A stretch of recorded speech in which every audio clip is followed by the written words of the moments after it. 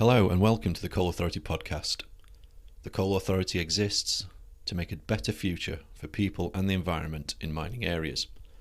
We carry out vital work to keep people, drinking water and the environment safe from the legacy impacts of our mining heritage.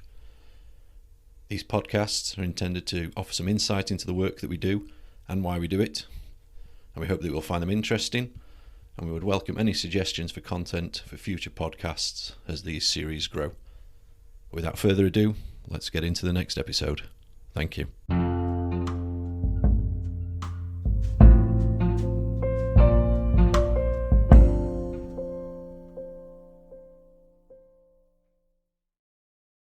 Hello, and a very warm welcome to our next episode of our Confidence in the Coalfields podcast series, a podcast where we bring industry professionals together to discuss our collaborative working and the value we bring to the Scottish legal community with the buying and selling of property or land for development in coalfield areas.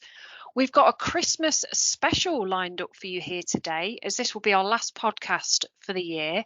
And I'm delighted to be joined by Gary Donaldson, the Operations Director for Millar and Bryce, which is also part of the Landmark Information Group.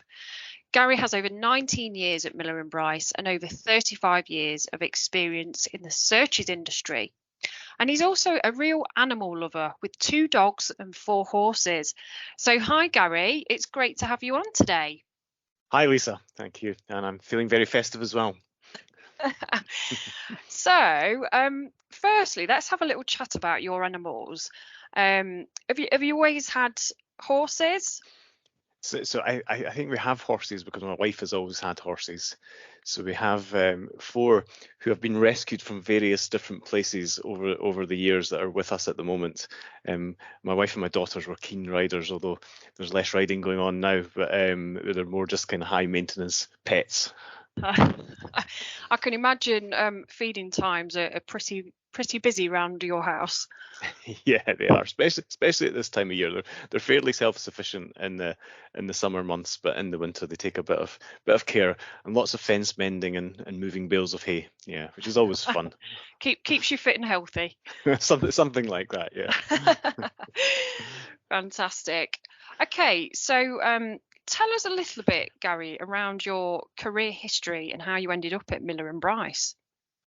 Yeah, well, as you say, Lisa, I've been at Millar and Bryce for 19 years, and I tell you that time has just flown in, really. But I suppose I started off my career in land and property working at the Registers of Scotland in a variety of roles in both kind of SASIN and land register. And when I left the Registers of Scotland, I joined Ordnance Survey for a period as well, the National Mapping Agency. I then spent some time working for a software company, a GIS software company, who were a startup, which was actually really useful because it brought together some of the skills that I had on land and property and digital mapping. And then from there, I moved to Millar and Bryce, and I've been there ever since. Amazing. It sounds like you've got a whole host of experience in our industry, which I imagine has served you very well in your career. Yeah, I certainly hope so. And I think, over my time at Millar and Bryce, I've seen lots of change, but it's always been positive change as well. And I know that, the Coal Authority has a big birthday coming up soon. Well, Millar and Bryce have a big birthday coming up soon as well. We're 150 years old in 2024. So, you can imagine there's a kind of whole wealth of kind of experience within the business. And actually, there's a whole wealth of longevity within the business as well. We have, our most senior or our most kind of longest tenure member of staff has 45 years. And that's not uncommon at Millar and Bryce. We have people that have been there for a long, long time, which I think is a really positive thing. It is. It's a really positive thing for customers in particular. Yeah, I mean, our birthday's coming up next year. We've served for 30 years next year, and like you say, it's really important that we've got the key relationships with customers, partners, to deliver the work for the communities we serve across England, Scotland and Wales. And customers have always formed the heart of our business and what we do. And we're here to do is very positive. We're here to manage the legacy of coal mining and make a better future for people in the environment in mining areas. And I think the last event actually that we attended, Gary, it was interesting to see, the Scottish Paralegal Association event. When we shared some of the stats, in particular around coal mining for Scotland, you've got 51% of Scotland that sit across the coalfields. A lot of people weren't really aware of that. So, it's important the work we do to raise that kind of awareness. Yeah, no, absolutely, and I think the Scottish Paralegal Association did a great job of bringing together some of the key players in the profession as well, and it gives the opportunity in the forum to raise that type of information so people have an awareness, and also just in general, practical issues that are happening in conveyancing on a day-to-day basis. I think the SPA do a great job of managing the kind of CPD for their members, amongst other things as well. Absolutely, and the Coal Authority have got a great initiative with the Scottish Paralegal coming up as well. So we're about to launch our joint newsletter, especially for the legal community. So that will be fantastic, for us to be able to communicate some of our updates and ways that we can support the legal community better. So I'm really looking forward to that as well. So if we have a bit of a chat around what's hot in the property market at the moment, things are genuinely, quite quieter towards Christmas. In the property market, we are seeing lots of changes in the mortgage world. Banks are reducing rates. And I did see that Barclays have entered into an exclusive negotiations to acquire significant residential mortgage portfolio from Metro Bank, which was valued at 3 billion. So lots and lots of changes. Zoopla was reporting buyers are saving £18,000 in the current housing market as well. And then I think the big news, the government is providing 3 million for a range of measures to improve the buying and selling process. And there was various initiatives which will include pilots to develop PropTech products, to digitise local council property data. So I think it's really interesting to see that, the government is now providing those resources and funding to move forward with the buying and selling process and make it more accessible and streamline things for our customers, which is great. Yeah, no, very much so. And I think, sometimes, it's the dynamics of the housing market in Scotland is very different from the rest of the UK.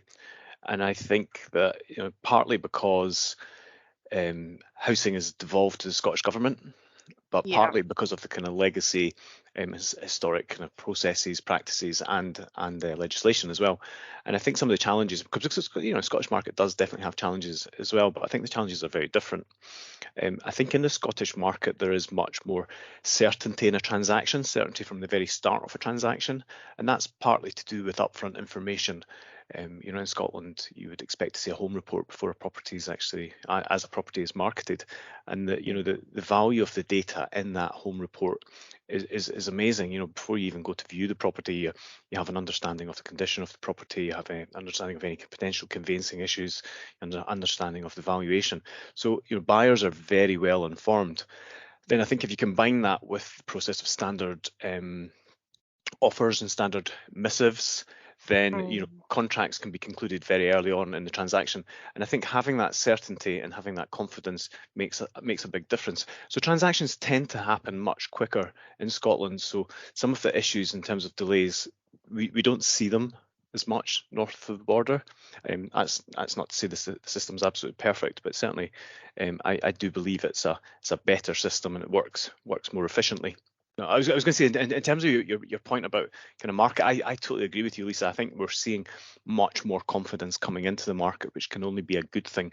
I think perhaps at this time of year, we'll not start to recognise real benefits from that confidence in the market at the moment. I think it will be into the new year, into the spring, before we start to recognise those benefits. But again, the dynamics in Scotland are slightly different.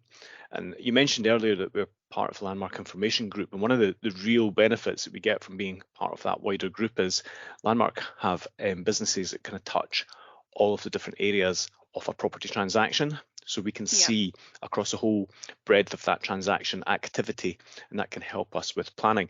And in fact, Landmark actually publish a quarterly report called the Landmark Property Trends Report. Okay. So they publish two versions. They publish a residential version and a commercial version. And the last published versions were in October of this year. And some of the findings in the property trends reports in terms of residential, where the residential market in Scotland again is different. We are seeing a depressed residential market, but it's not necessarily as depressed as the rest of the UK. I think there's 4 areas that we report on, because there are 4 areas that we're really involved in as part of the wider group. We report against listings. We report against properties that are sold subject to conclusion of missives. We report against when searches are ordered, and then we also report against completion, which gives us an overview of that whole market. And the story really in Scotland and residential side, that listings in Scotland remain strong. You know, there are a lot of listings going on, so that means that the market really is favouring buyers at the moment. But generally, the pipeline is weak, and I think it's likely to remain depressed for the end of this year, with hopefully that kind of springboard into the new year and into the spring, where we'll see an uplift. And in commercial, it's a very different picture.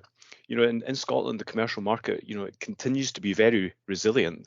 You know, what we're seeing is that, you know, we're seeing growth in the volume of searches, both year on year and month on month, and we see that continuing. So yeah, very, very different picture, and hopefully kind of leading the way for residential into the new year. Absolutely. And I know we've been doing some work, haven't we, Gary, on the consultants in coal mining risk assessment. And I think it's been quite interesting, this piece of work, because a lot of people, or a lot of consultants, still use our Con29M screening report for the basis of building their risk assessment. But whilst this provides an initial understanding of coal mining sort of risks and impacts, it doesn't meet the requirements of a more detailed geotechnical analysis and site history for developer clients. And being able to characterize, you know, the site and its surrounding area means more context, improved visualization, and a better risk assessment ultimately. And, you know, these reports have been designed by environmental consultants and geotechnical engineers, and they provide essential data and guidance on historical coal mining activity and the potential issues that could affect client sites and its surrounding area. So, you know, it's really important when you are developing a site to get the right expert advice from the right people and the right reports to support your developments, especially throughout the coalfields. I know that we've got some other initiatives coming up as well into the new year, and webinars and bits and pieces. So watch this space on that. I mean, I suppose, Lisa, the big thing for us is really our technology journey. Over the last few years, we've undergone a digital transformation, which sounds very grand, but it's really about investing to get rid of legacy technology and embrace emerging technology. And it's been really, really successful. And I think the success is really starting to sort of reflect in the service that we provide to our clients, which is the whole point of it. I mean, you know, it's important that technology is at the core of a kind of customer service journey.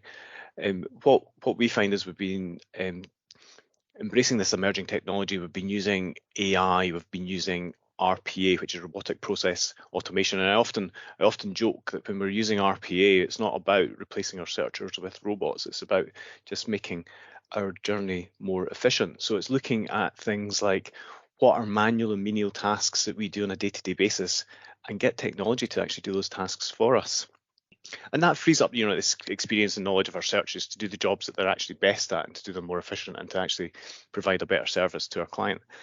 I mean, you're probably aware, you know, a lot of the services that our searches that we provide in Scotland are very time sensitive, especially towards the end of a transaction.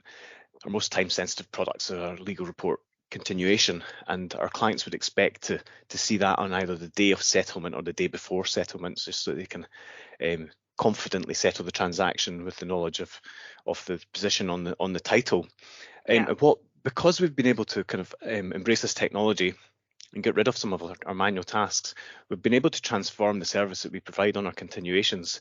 So now we're providing over 95% of our continuations to our clients by 9 a.m. on the morning that they need them, which, you know, the feedback we're getting on that is just incredible. It just, you know, it sets our clients up for the day. They have confidence from 9 o'clock in the morning that the transaction is going to settle or not, as the case may be. And actually, the reality is, it's great. And the reality is that actually, you know, we'd like to be doing 100% why 9 o'clock in the morning? And the only thing that's stopping us is third-party data providers. Sometimes when we get the data, we have to kind of query the data with perhaps the Registers of Scotland or the Accountant and Bankruptcy. But we're quite happy with our 95% by 9 o'clock at the moment. So in terms of objectives, I think it's more of the same. It's looking at other opportunities that we can use technology to enhance the services that we provide to our clients to make us more efficient, which in turn makes them more efficient. So it's all about the tech journey. Yeah, definitely, and that's very similar to the Coal Authority as well. We're looking at ways that we can use innovative technologies and also working with third-party providers to enhance the service ultimately that we provide our customers with and move with the times. And as you say, digital forms a massive part of, I think, the next 12 months. Certainly, things are changing and emerging week in, month out. Things are moving at pace now, so it's important that we keep up to date with the services that our customers want to see. So yeah, it's a very exciting future. Indeed. So I think we're going to start to wrap the podcast up now, Gary, but I just want to say a massive thank you for joining our final podcast of the year. I hope you have a great Christmas with all of your animals and friends and family. And I'd also like to take this opportunity to thank everyone for supporting our Confidence in the Coalfield podcast series this year. We're really looking forward to the new year and more excited collaboration with Millar and Bryce and others in our industry. So thanks, Gary, and I'll speak to you soon. Excellent. Thank you, Lisa. So we hope you found that podcast interesting and insightful. As we're showing it on our social media channels, if you have any questions or further comments or any suggestions for future podcasts, we'd be really pleased to hear from you. So don't be afraid to get in touch. And we look forward to spending some time with you next time. Thank you.